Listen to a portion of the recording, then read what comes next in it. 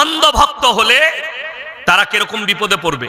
আমাদের দেশে কয়েকটা বড় বড় দামি বাবা এখন জেলের কুঠরিতে আছে, জানেন না? জানেন না?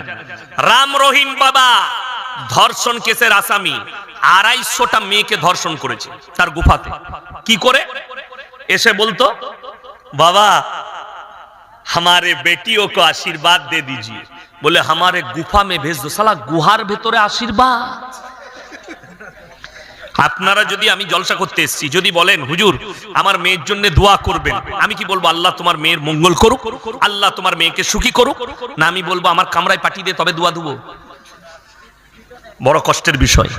এই বাবা রাম রহিম শুধু এই জেলে নাই, এর ভক্তরা অন্ধ হওয়ার কারণে নিজেদের বিটিদিকে ঠেলে দিত তার গুফায়, আর ও জিনা করত এই সুযোগে। যেহেতু ওরা অন্ধ ভক্ত, তাদের বিটির সঙ্গে মায়ের সঙ্গে জিনা করত।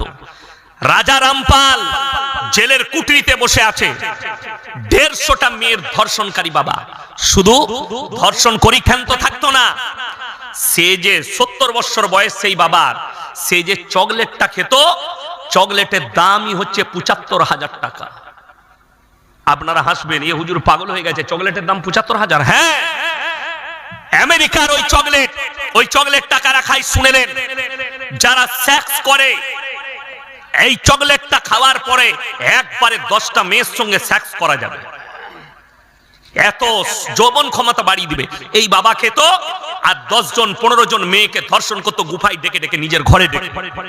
আমাদের দেশে, আমাদের সমাজে কিছু কানা দাজ্জাল পীর বেরিয়েছে, বলছে তোর মাকে ডেকে দে, বোনকে ডেকে দে, আমাদের পার্টি। আমাদের বর্ধমানে আছে, বীরভূমে আছে।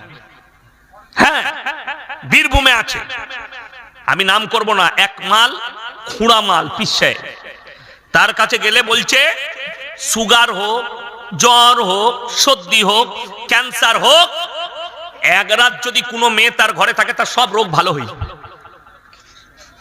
ছেলে হচ্ছে না, বলছে মাজারে 3 দিন শুয়ে থাকবি, ছেলে হয়ে যাবে। আমরা শুনেছি স্বামীর পাশে শুলে ছেলে হয়, এরা বলছে মাজারে শুলে ছেলে হবে।